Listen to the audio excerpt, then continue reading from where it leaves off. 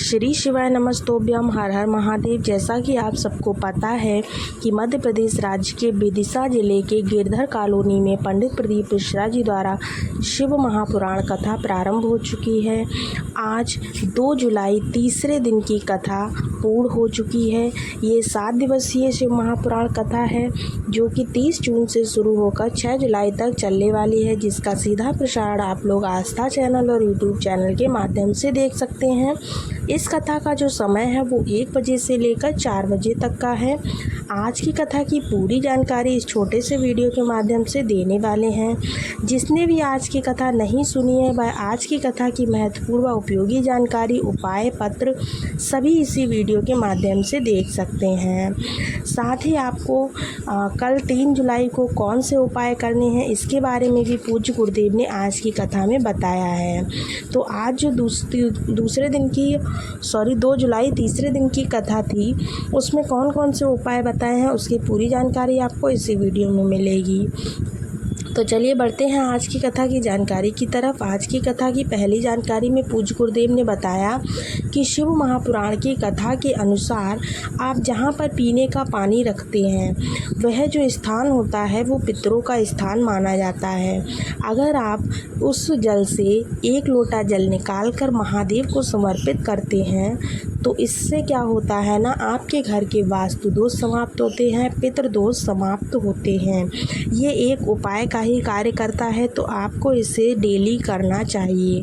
बढ़ते हैं आज की कथा की दूसरी जानकारी की तरफ। दूसरी जानकारी में पूज्य गुरुदेव ने कहा कि माँ का हाथ और महादेव का आशीर्वाद आपके साथ हो तो आप कितने भी दुख में हो, कितने भी संकट में हो, उससे उबर ही जाते हैं। बढ़ते हैं आज की कथा की तीसरी विशेष जानकारी की तरफ। रानी राजपूत जी पत्र लेकर आईं जिसमें उन्होंने लिखा कि उनको 8 साल पहले गांठ हो गई थी, लेकिन उन्होंने कुछ ध्यान नहीं दिया। इसी तरह उनको 8 साल में 8 गांठें हो गईं। जब उनको परेशानी होने लगी तब उन्होंने डॉक्टर को दिखाया। डॉक्टर ने ऑपरेशन के लिए बोल दिया। इस पर वह बहुत परेशान हुई। फिर उन्हें किसी रिश्तेदार ने बताया कि सीहोर से रुद्राक्ष लेकर आओ, उस रुद्राक्ष का जल पियो, जल पीने से सारी गांठें गल जाती हैं। इस पर हमारे यहाँ से घर वाले रुद्राक्ष लेकर आए सीहोर जाकर। वहाँ से रुद्राक्ष लाने के बाद उन्होंने उसे जल में गलाया और मुझे पीने को दिया। इसके अलावा शिवलिंग पर जल भी चढ़ाया, जिसको करने से मेरी 8 गांठें गल गईं। जब मैंने जांच करवाई जाकर तो उसमें कोई भी गांठ नहीं निकली। इसी का आभार व्यक्त करने मैं कथा पांडाल में पहुंची हूँ। बढ़ते हैं आज की कथा की चौथी जानकारी की तरफ। पलक जी पत्र लेकर आईं जिन्होंने बताया कि 15 वर्ष से उनके भाई भाभी को कोई संतान नहीं थी। दोनों बहुत परेशान हो गए थे, अपने जीवन को समाप्त करने की सोचने लगे थे। फिर आपके सीहोर की कावड़ यात्रा वाली बात मैंने उनको बताई। इस पर उन्होंने सीहोर की कावड़ यात्रा में जाने का निश्चय किया और वहाँ गए। उसके बाद उन्होंने वहाँ से आने के बाद जल चढ़ाने का निश्चय किया। रोज़ मंदिर जाते, रोज़ जल चढ़ाते। इसके बाद उनको गर्भ धारण हुआ और अब उनको एक पुत्र की प्राप्ति हुई है। उसी का आभार व्यक्त करने कथा पांडाल में पहुँचे हैं। बढ़ते हैं आज की कथा की 5वीं विशेष जानकारी की तरफ। दूसरे के दर्द को जो अपनाए, पूज्य गुरुदेव ने कहा है दूसरे के दर्द को जो अपना लेता है उसे इंसान कहते हैं, और जो दूसरे के दुख को देखकर मुस्कुरा देता है वह हैवान कहलाता है। बढ़ते हैं आज के कथा की 6वीं जानकारी की तरफ। पूज्य गुरुदेव ने बताया कि दर्पण और कैमरा दोनों एक ही होते हैं, लेकिन दोनों में अंतर होता है। क्या अंतर होता है? दर्पण में तुम स्वयं को बार बार देखोगे और देखकर चले जाओगे, उस पर कोई फ़र्क नहीं पड़ने वाला है, उसमें तुम्हारी कोई भी तस्वीर कैद नहीं होने वाली है। जबकि फ़ोटो क्या होता है? फ़ोटो जो कैमरा होता है, कैमरे में जितनी बार भी निकलोगे उतनी बार तुम्हारी फ़ोटो कैद होगी। उससे क्या होगा ना, उस कैमरे की मेमोरी भी फुल होगी, जिसको फुल होने के बाद एक बार बदलना पड़ेगा। तो आपको करना क्या है, ठीक इसी तरह से आपको दर्पण की तरह बनना है। मतलब कि कोई अगर आपसे कुछ भी कहता है अच्छा बुरा तो उस पर आपको बिल्कुल भी ध्यान नहीं देना। इधर आया इधर कह के चला गया, उसको आपको बिल्कुल भूल जाना है। अगर आप कैमरे की तरह बन गए, यानी कि अगर सारी बातें आपने अपने दिमाग में ठूंस ली, तो फिर आप बिल्कुल बेकार हो जाएंगे। आपकी मेमोरी बिल्कुल काम करना बंद कर देगा, ठीक कैमरे की तरह। तो आपको बनना है दर्पण की तरह। बढ़ते हैं आज की कथा की 7वीं जानकारी की तरफ। दुनिया को जितनी भी गाली देनी होती हैं, पूज्य गुरुदेव ने आज ये बात कही कि दुनिया को जितनी भी गाली देनी होती हैं वो सारी सीहोर वाले महाराज को ही मिलती हैं, क्योंकि सीहोर वाले महाराज की अभी हाल ही में जो उनकी प्रतिक्रिया रही है उस पर पूज्य गुरुदेव ने ये बात कही है कि जितनी भी दुनिया में गाली पड़ती हैं सबसे ज़्यादा तो सीहोर वाले महाराज को ही पड़ती हैं। बढ़ते हैं आज की कथा की 8वीं विशेष जानकारी की तरफ। गंगा माँ जो है शिव के जटा से निकलती हैं।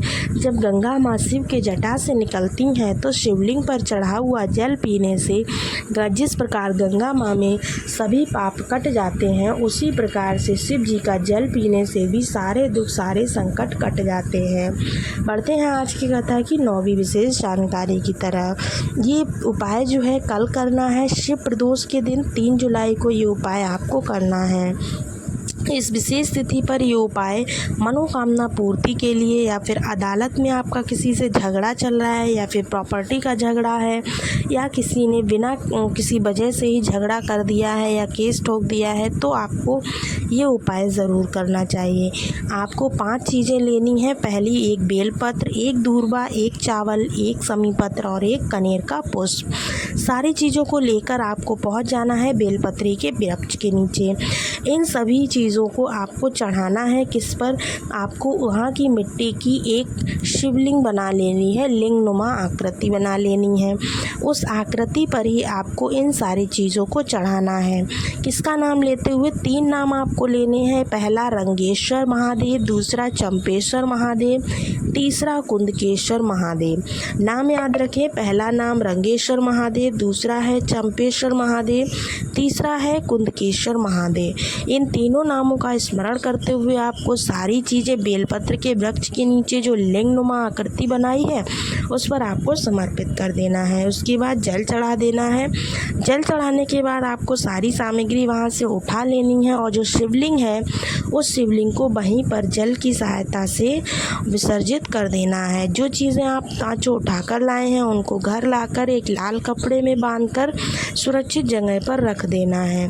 रखने के बाद आपको 21 दिन तक उन चीज़ों को वहीं रखा रहने देना है। 21 दिन में आपका निर्णय जो है आपके पक्ष में होता हुआ दिखाई देगा। फिर आपको 21 दिन बाद इन चीज़ों को उठाकर नदी या तालाब में विसर्जित कर देना है। बढ़ते हैं आज की कथा की 10वीं विशेष जानकारी की तरफ। प्रदोष में 3 दीपक आपको जलाने हैं। कोई भी प्रदोष पड़े आपको 3 दीपक का ये नियम धारण कर लेना है। व्यापार वृद्धि के लिए, धन वृद्धि के लिए, घर में कोई समस्या है उसके लिए आपको इस उपाय को ज़रूर करना है। 2 दीपक में आपको लंबी बाती लगानी है घी डालकर। 1 दीपक में गोल बाती लगानी है, उसमें भी घी डालना है। जो 1 दीपक आपने गोल बाती का बनाया है उसको शिव जी की मंदिर की चौखट पर जला देना है। इसके अलावा दूसरा जो दीपक है लंबी बाती वाला, उसको आपको बेलपत्र वृक्ष के नीचे प्रज्वलित कर देना है। ठीक इसी प्रकार से जो तीसरा लंबी बाती का दीपक है उसको घर की चौखट में जलाना है, और चौखट में जब दीपक जलाएंगे तो उसकी जो ज्योति है वो बाहर की तरफ होनी चाहिए। इस प्रकार से करने का आप एक प्रदोष का नियम बना लीजिए। इसको करने से आपके जीवन में सारी समस्याएं, सारे दुख दूर होंगे। अगली शिवरात्रि जब आएगी देखिएगा, साल भर के बाद आप सावन के महीने में ही देखिएगा आपके दुख, जीवन के जितने भी दुख संकट हैं सारे के सारे दूर होने लगेंगे। उम्मीद है दोस्तों आज की वीडियो में बताई सभी जानकारी आपको पसंद आई होगी। अगर वीडियो अच्छा लगे, अगर थोड़ा भी उपयोगी लगे तो चैनल को लाइक, सब्सक्राइब, शेयर ज़रूर कीजिएगा और कमेंट बॉक्स में श्री शिवाय नमस्तोभ्यम ज़रूर लिखिएगा। मिलते हैं अगले वीडियो में, तब तक के लिए श्री शिवाय नमस्तोभ्यम। हर हर महादेव।